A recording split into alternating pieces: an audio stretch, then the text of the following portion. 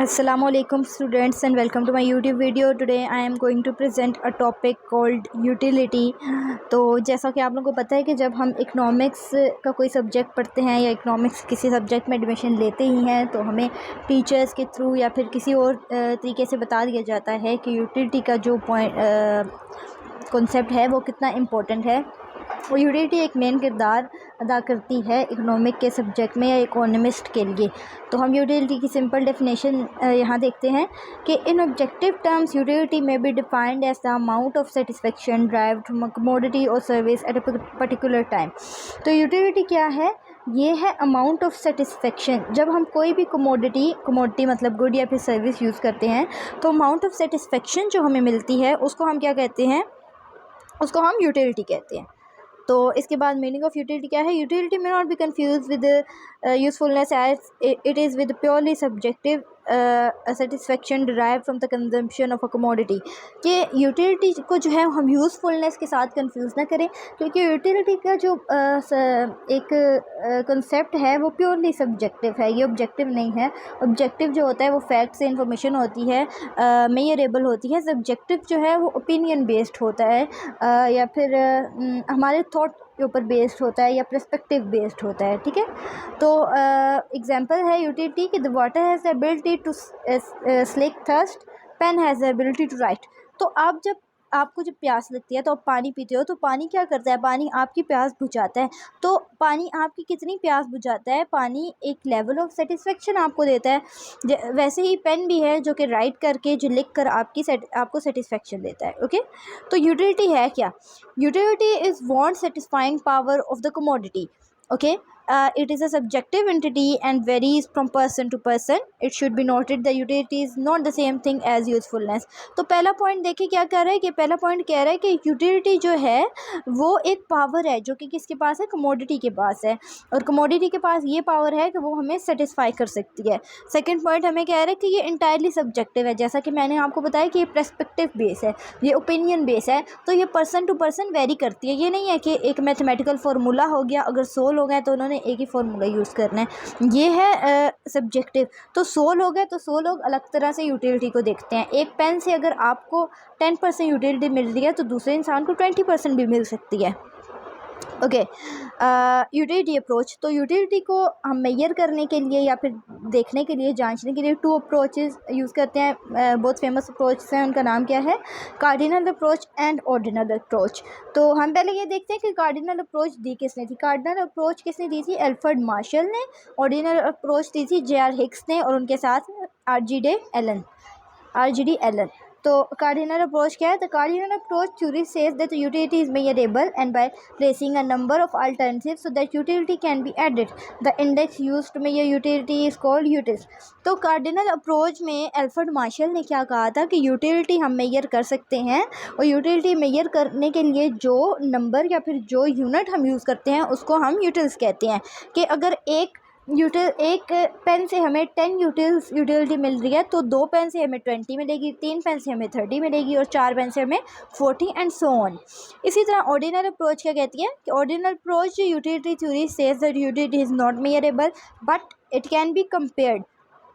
Ordinal approach uses the ranking of alternative as first, second, third and so on. So ordinal approach यहाँ पर cardinal approach से बिल्कुल ही different है। ordinal approach क्या कहती है कि utility measure नहीं की जा सकती, इसके लिए कोई unit नहीं हो सकता, इसके लिए utils नहीं हो सकते। rather than we can use ranks। ranks क्या होते हैं कि भाई आप फर्स्ट, आपके हाईएस्ट नंबर आया तो आप फर्स्ट आ गए हो, किसी के आपसे थोड़े कम आया तो वो सेकेंड आ गया, उससे कम आया तो वो थर्ड आ गया। So good, better, best, like this. तो ये भी रैंकिंग ही होती हैं। इस तरह फर्स्ट, सेकंड, थर्ड, आई, मोर, लेस, लेसर, ये भी रैंकिंग है। तो इस तरह की रैंकिंग हम यूज़ करते हैं ऑर्डिनल अप्रोच में। तो यहाँ पे एक छोटा सा यहाँ पे इन्होंने टेबल टाइप बना के दिखाया है कि cardinal utility analysis and ordinal utility analysis.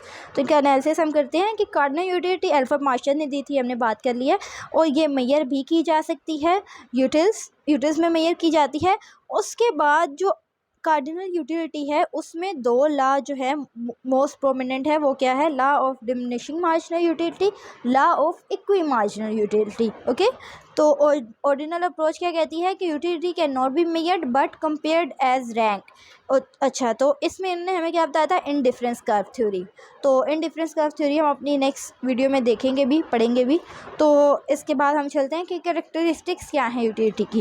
Characteristics easy सी हैं, आप खुद पढ़ लीजिएगा। Dependent on human wants, immeasurable, utility depends upon use, utility subjective, utility depends upon shape, upon knowledge and upon ownership. तो ये इसकी सिंपल सी कैरेक्टरिस्टिक्स हैं, मैं इनकी इतनी डिटेल में नहीं जा रही। Concepts of utility, concepts important है ऑफकोर्स, कंसेप्ट भी इम्पोर्टेंट है, पर इससे ज़्यादा यूटिलिटी की टाइप्स इंपॉर्टेंट है, टोटल यूटिलिटी एंड मार्जिनल, क्योंकि उन्हीं से उनके जो लॉज हैं आगे वो निकलते हैं। तो इनिशियल यूटिलिटी क्या है जी, satisfaction drive from very first unit. अच्छा, टोटल यूटिलिटी क्या है कि जी आप जब पूरी कमोडिटी या पूरा गुड या सर्विस कंज्यूम कर देते हो तो आप टोटल यूटिलिटी या टोटल सेटिस्फेक्शन उससे कितनी ले सकते हो। मार्जिनल यूटिलिटी क्या है, उसमें क्या वर्ड यूज़ हुआ है, बॉर्डर या एज। इसका क्या मतलब है कि एक एडिशनल यूनिट ऑफ कंजम्पशन से, एक एडिशनल यूनिट कंज्यूम करने से आपकी यूटिलिटी में क्या फ़र्क आएगा। तो यूटिलिटी की दो टाइप्स हैं, total utility and marginal. Total पढ़ते हैं, the sum of total of satisfaction which a consumer receives by consuming the various unity of commodity, units of commodity, यहाँ पर टाइपिंग मिस्टेक है। the more unit of commodity he consumes the greater will be the total utility। so the total utility का जो concept है बहुत simple है, one by one आप increase करते जाएंगे कंजम्पशन जब, और तो फिर आपकी यूटिलिटी भी इंक्रीज़ करती जाएगी। the total satisfaction of wants and needs obtained from the consumption of goods and services based on a presumption that the amount of utility generated from the consumption of good can be explicitly measured। okay, तो जैसे जैसे आप consumption increase करते हैं आपकी satisfaction increase होती है, तो वो जो सेटिस्फेक्शन है आपकी तो वो मेजर की जा सकती है। और इसमें जो मेजर यूनिट यूज़ होता है वो यूटिल है। तो ये जो टोटल यूटिलिटी का कंसेप्ट है वो ये इससे कार्डिनल यूटिलिटी से आया है, ठीक है। तो इसका आप ये ग्राफ भी देख लें, टेबल देख लें, जैसे जैसे क्वांटिटी इंक्रीज़ हो रही है टोटल यूटिलिटी भी इंक्रीज़ हो रही है। और कर्व ऑफ यूटिलिटी देखें, बिल्कुल आपका ना इंक्रीज़ होता जा रहा है, ये डिक्रीज़ की तरफ नहीं आ रहा। ओके, तो मार्जिनल यूटिलिटी का कंसेप्ट क्या है। The term marginal refers to the effect of small change in consumption. Marginal का क्या मतलब है कि वन एडिशनल या वन एक्स्ट्रा। जब हम मार्जिनल कॉस्ट का भी पढ़ते हैं तो इसका ये मतलब है कि एक वन यूनिट एक्स्ट्रा प्रोड्यूस करने से हमारी कॉस्ट पर क्या फ़र्क आ रहा है। तो मार्जिनल यूटिलिटी का भी यही मतलब है कि एक एक्स्ट्रा यूनिट कंज्यूम करने से हमारी यूटिलिटी में क्या डिफरेंस आ रहा है। Marginal considerations are considerations which concerns a slight increase or reduction of stock of anything which we possesses। जैसे कि मैंने आपको कहा कि अब स्लाइट इंक्रीज़ या डिक्रीज़ आता है आपकी सेटिस्फेक्शन में ड्यू टू स्लाइट इंक्रीज़ और डिक्रीज़ इन द कंजम्पशन। तो marginal utility can be defined as a measure of relative satisfaction gained or lost from an increase or decrease in the consumption of that good service। फिर वही बात है, same बात हो रही है कि वन एडिशनल यूनिट के कंजम्पशन से रिडक्शन या एडिशन होती है यूटिलिटी में।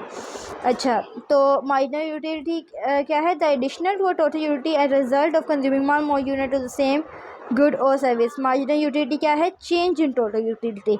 तो मार्जिनल यूटिलिटी का फॉर्मूला क्या हम यूज़ करें, change in total utility divided by change in quantity.